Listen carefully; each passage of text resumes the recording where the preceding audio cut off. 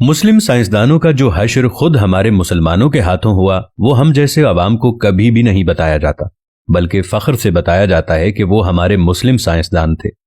अगरचे इल्म का कोई मजहब नहीं होता, मगर इनमें से 5 साइंसदानों का मुख्तसर अहवाल आपके सामने पेश कर रहे हैं, जिससे आप खुद अंदाजा लगा लें कि इन मुस्लिम साइंसदानों के साथ क्या सलूक हुआ।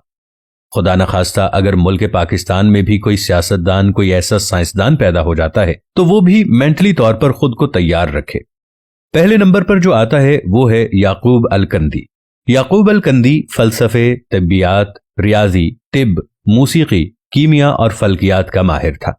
अल-कंदी की फिक्र के मुखालिफ खलीफा को जब इख्तदार मिला तो उसने मुल्ला को खुश करने की खातिर अल-कंदी का कुतुबखाना जब्त कर दिया और उसको 60 बरस की उम्र में सरे आम कोड़े मारे गए।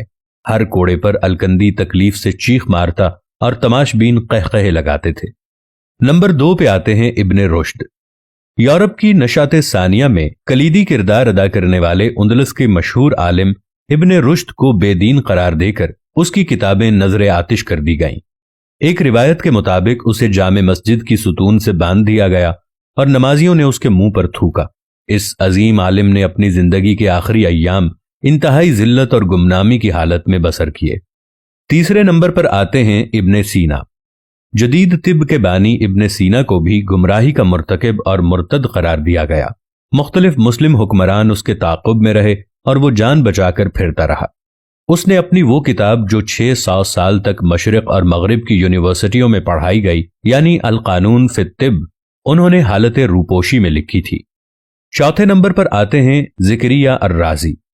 अजीम फलसफी, कीमियादान, फल्कियात दान और तबीब ज़िक्रिया राज़ी को झूठा, मुलहिद और काफिर करार दिया गया। हाकिम वक्त ने ऑर्डर पास किया कि राज़ी की किताब उस वक्त तक उसके सर पर मारी जाए जब तक या तो किताब नहीं फट जाती या राज़ी का सर नहीं फट जाता। इस तरह बार बार किताबें सर पर मारने की वजह से राज़ी अंधा हो गया और मौत तक कभी भी वो देख नहीं सका। नंबर 5 पे आते हैं जाबिर इब्ने हयान। जाबिर इब्ने हयान को मगरबी दुनिया के लोग जदीद कीमिया का बाप कहते हैं, जिसने कीमिया, तिब, फलसफे और फलकियात पे काम किया, जिसकी किताब अल कीमिया और किताब उस-साबिहीन सिर्फ मगरिब की लाइब्रेरी में मिलती है। पाकिस्तान और मुसलमानों की लाइब्रेरी में ये कभी नहीं मिलेगी।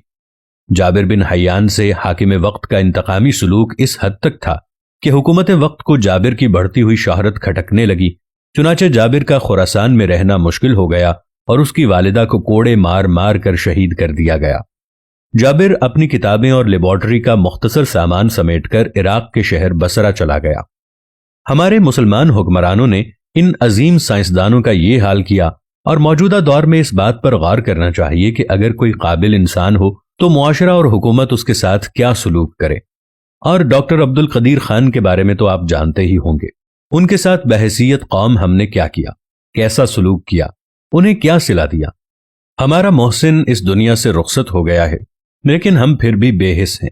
हम अपने मोहसिनों का वो हशर करते हैं कि इसके बाद दूसरा उठने वाला सर इतनी हिम्मत नहीं करता कि वो इस कौम के ऊपर, इस मुल्क के ऊपर कोई एहसान कर सके।